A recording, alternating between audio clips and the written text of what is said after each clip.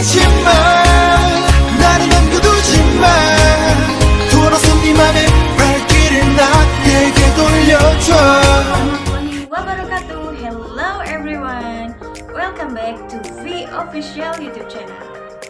Okay, today as in the title, we will discuss about cultural attraction in Maluku. So let's check it first is about architecture. Number 1.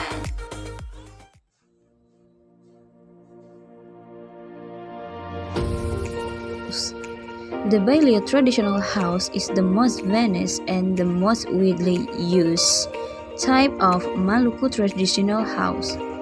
The Bailey house is the main representation for Maluku customs and culture, even has a very important function in society. One of the important and most important function is as a place for traditional elders to discuss important current issues. Bailey traditional house architectural style at first glance, you might not think that this building is actually in Maluku traditional house. The reason is the Bailey traditional house, which was made on a stage model, was built without using walls at all. In addition, around the Bailey house are many carvings with the motif of two chickens facing each other and flanked by two dogs on either side. The uniqueness of the Bailey house is made without walls as a tribute to the ancestral spirits so that they are free to enter and exit the buildings. The floor of the house is also made higher so that the spirits of the ancestors get a higher place. More than that, the absences of a barrier means that the people outside can continue to be involved in deliberations with the elders inside. Number 2 is Sasedu traditional house. The next Maluku traditional house that is no less unique is the Sasedu traditional house. The Sasedu traditional house is the original work of the 10 Sahu tribe that has existed since times in Halmahera. Apart from being quite different in shape, this North Maluku traditional house also has many philosophical values contained in it. Traditional house Sasedu architectural style, the Sasedu traditional house on stilts, even though the building was built with the help of a pile foundation.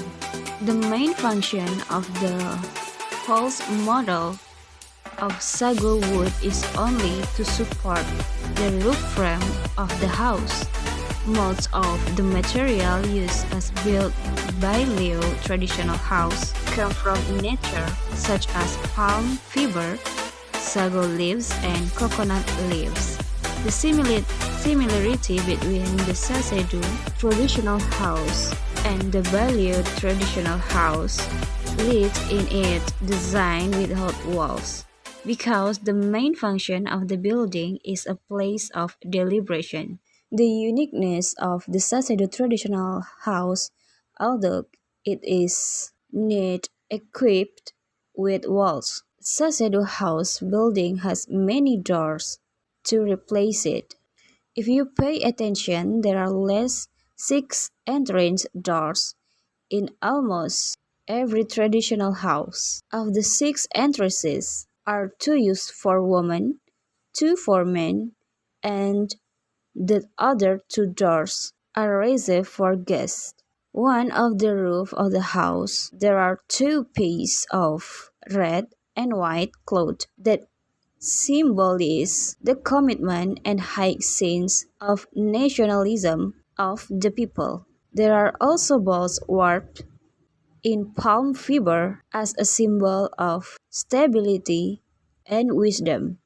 The philosophy of The Sasedu traditional house, almost every part of the Sasedu traditional house has a very strong philosophical meaning and is closely related to local culture. For example, The second is about history. the Maluku Island began to form between 150 and 1 million years ago, between the Middle Life and Ice Age. The Maluku Islands are part of the Sahul Self, which is connected to Australia. The Maluku Islands were first occupied about 30,000 years ago by Austronesian Melanesian people consisting of Negritos and Vedas, then followed by the arrival of Old Malays, Young Malays, and Mongolid. Considering the location of Maluku as an area where Southeast Asian population over to Malaysian, and their culture remains the largest in Maluku. Seram Island as the Nusa Ina holds the K as the center of population distribution, throughout the Maluku Island. Apart from this space trade, Maluku's history can't be separate from the four kingdoms of North Maluku, namely Ternate, Tidore, Bacan, and Jailolo, which have existed since the 13th century. The ruler of this kingdom had the title Kolano, then changed to Sultan since the Kolano converted to Islam in the 15th century.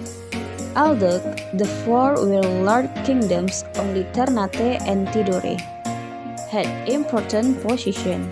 Ternate, which aimed to expand its territory westward to Ambon and West Seram, especially during the time of Sultan Hairun and Sultan Babullah in the 16th century. Meanwhile, Tidore, who was aiming for the east, succeeded in taking control of Eastern Seram. The competition between the two kingdoms that had become them often clashed, such as in the competition to cooperate with foreign partners, especially the West, triggering Western rule in Maluku at a later date. Ternate's territory is known as Ulisiwa or the Alliance of 9 centuries.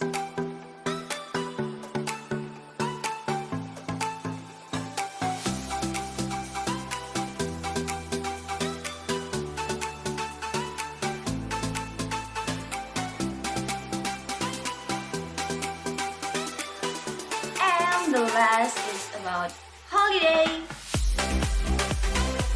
Number 1. Ambon. Ambon is one of the most developed places in Maluku and would have been a stronghold of the Dutch during the colonial period. Unfortunately, much of the original Dutch architecture here was destroyed either during the war or in the late 1990s, when Ambon experienced inviting and civil strife. But one site that still stands in Benteng, Victoria, which is a fort that dates from the 18th century. Make sure to note, however, that you're not allowed to take photographic of the fort unless you have a permit. But if you are looking for photographic opportunities in Ambon, in the form is Masjid Al-Fatah and Masjid Jame. Number 2. Pulau Seram. Pulau Seram has a rather alarming name as Seram, means scary in Indonesian. there is nothing to fear on a trip to Seram Island. However, and you can visit the main city of Masohi, which is the capital city of the Central Maluku province. Some of the main sites here include the Sanggar Budaya Seram Museum, which will fill you in on all the culture and historical background of the area, as well as Teluk Sawai, which is a gorgeous bay in the northern part of the island. If you are looking for somewhere to stay, then head to Ora Beach and Pirus, the traditional stiff bungalows here. Next!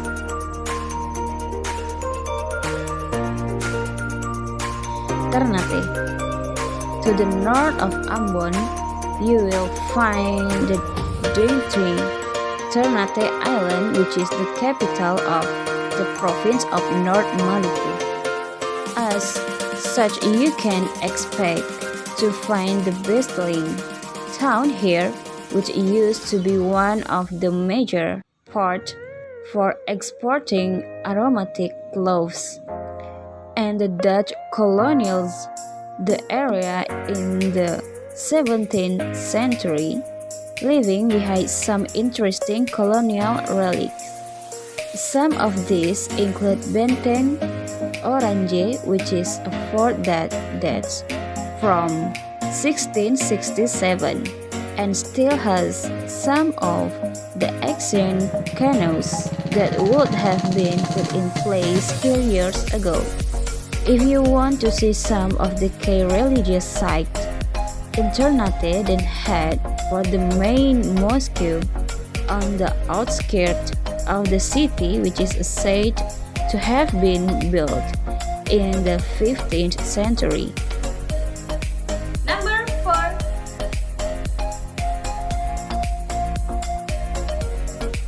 Last is Pulau Halmahera. Halmahera Island is the biggest island in the Malukus and is also one of the most interesting to visit.